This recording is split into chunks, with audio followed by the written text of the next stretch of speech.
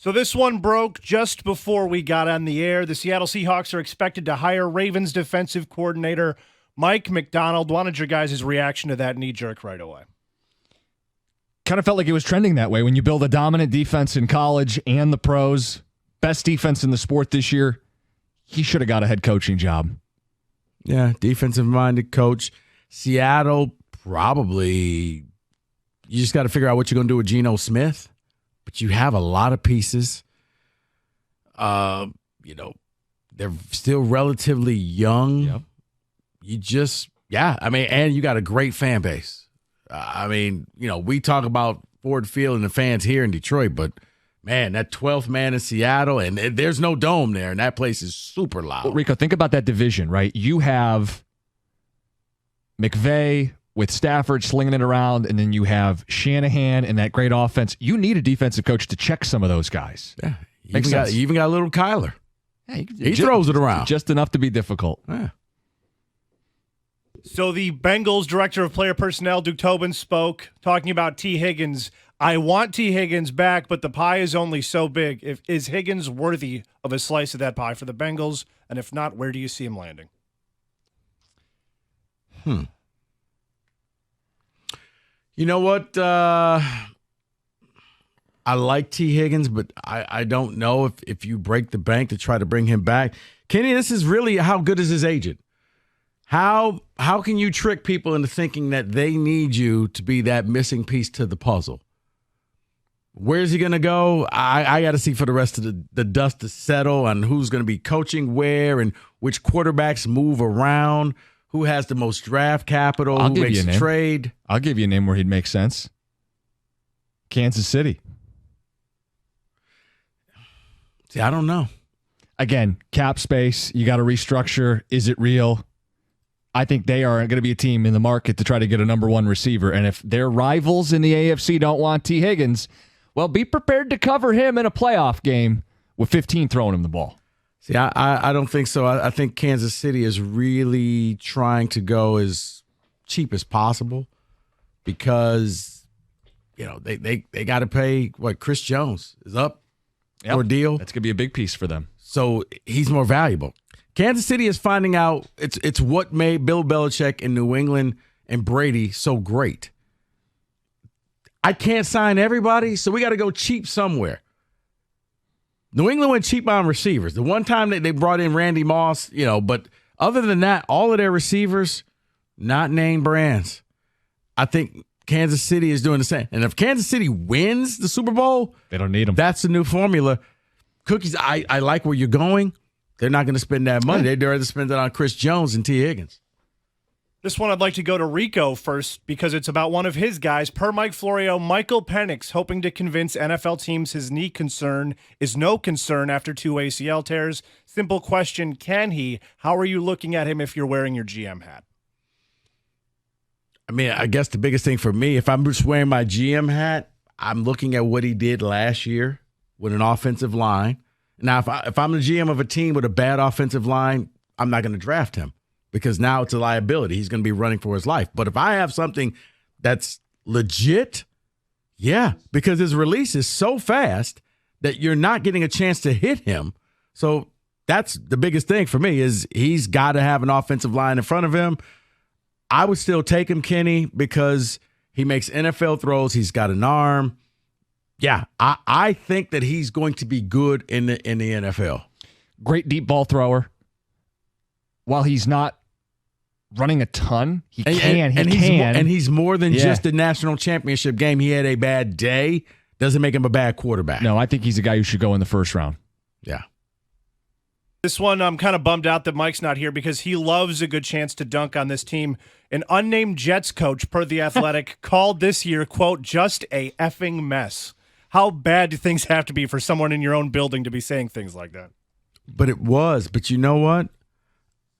I used to think that Mike just makes fun of the Jets unnecessarily. But, yeah, they do dumb things. And when you went out there and did the whole Aaron Rodgers fiasco and we're going to do this and we're going to demote our quarterback and we're going to – and in the second play of the game, well, first 2 plays of the game, he runs for his life. The third play, he gets hit. I literally thought he was just sitting on the ground saying, oh, man, screw this. I'm going back to Green Bay. He was actually hurt. He was done for the year. The whole Dalvin Cook. Like, for them, they're all about the glitz and the glamour. They don't look past that. It's just sizzle. Ooh, we're going to bring in all these players instead of bringing in players who could actually help you win. Well, so they really went all in on Aaron Rodgers and said, we'll bring in Cobb and Lazard and kind of let you run the offense, Hackett, one of your guys. Here's the problem. He didn't play. Yeah. So you were left to rot, and the Wilson thing only festered. Reports about guys in the locker room that weren't happy with how they were handling the quarterback room. Then the report I read today, Kenny, from The Athletic, that Saleh had this meeting with coaches where he wanted the leaker to reveal himself and threatened to take people's phones to try to find out who was leaking info. So because that always works. Yeah, that's not healthy. That worked. Coach, it was me. It was me. Rico, yeah. he said, if you come forward now, you won't get in trouble. Oh. What is this, like a kindergarten classroom? Phones in the middle. Everybody put your phones in the bin. You know what? How many divorces started with that statement right there? If you just tell me now. If you tell me right now, nothing bad will happen. I promise you, I won't get angry. Cutscene, divorce court. Speaking of stating the obvious, Cowboys COO Stephen Jones says, people won't trust us until we get it done like Brady and Mahomes. Yeah, right? I mean, it doesn't seem like... They don't win playoff games. Like, seriously. That's the easiest thing. The Cowboys losing early in the playoffs. It's like death and taxes. Mm-hmm. Yeah. Hype. This is their year. They won their division because Philly didn't want it. They got it. Lions fans were all prepared to go fly out to Dallas, except for, oops, you got exposed. Not embarrassed, exposed by Green Bay at home. They ran up the score, and they kept their foot on the gas. Yeah. Maybe if Dallas did less talk and more walk, then you would actually think they were a good team. But every year, they'll make the playoffs. And heck, you want to play them in the playoffs, but they'll never win a playoff game. Yeah, when's the last time they made the NFC title game? I mean, for all the bluster and the hype and America's team and the coverage that they get, people should resent them for it. It's got to be. Wait, when was the last? That's a great. Because they've had so many, to your point, first-round exits or second-round exits. The last time ridiculous second-round exits were, hey. What's Zeke Elliott doing? Zeke Elliott. Here's a game. You hike the ball. What do you mean I hike the ball? All by yourself. The linemen are going to be 40 yards the other way. Rico, you know when it was? 1995. I was going to say, was it the triplets? Yep. No. Yep. Think about that the next time they put that stupid star logo on a segment on TV. 95 the last time they were in the title game. NFC Championship. That's America's team, man. Wait. Think about this. All of those guys not only are done playing, but they've passed their eligibility requirement. They're in the Hall of Fame. The triplets, all there. Yeah. Michael Irvin, Troy Aikman, Emmitt Smith. Yeah, the Charles Haleys. Think about it. The Lions have gone 0-16, yet made more NFC title games in the last 20 years. Last 25 years. Wow. So one last one. I was scrolling this morning and I happened upon secondary market Super Bowl ticket prices. Have either of you seen the number? Just so we can play this game fair. You know what? No. I'm going to have to jank myself. Please don't. Okay, since you know the number, Rico, is there an over-under that you'd want to set? Or, Jim, do you just want to guess it outright? What am I guessing? Cookies, I'll give you the over-under. The average ticket price for the Super Bowl. I have not seen it. I'll give you over-under $6,300. Oh, it's more than that. I would guess. Well, it's tough. If it was the Lions, I think it would have been even higher. Right. That's what I'm saying. Because these fan bases have been, you know what, this is... There's a method to my madness. My guess, $8,500. Keep going. Up? Yes. $9,000. Keep going. $10,000. Just a little over 10,000. 10,700 is the number I saw, Rico. I'm not sure if you saw the same. I was at 9,000 or something, so I guess it those went up tickets even got further. sold. Yeah. Wow.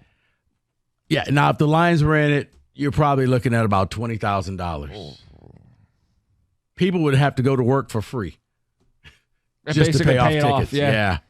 Are you going to retire? No, I went to the Super Bowl one time. Which does lead me. I wonder now, Do Lions fans have to set up a special savings account?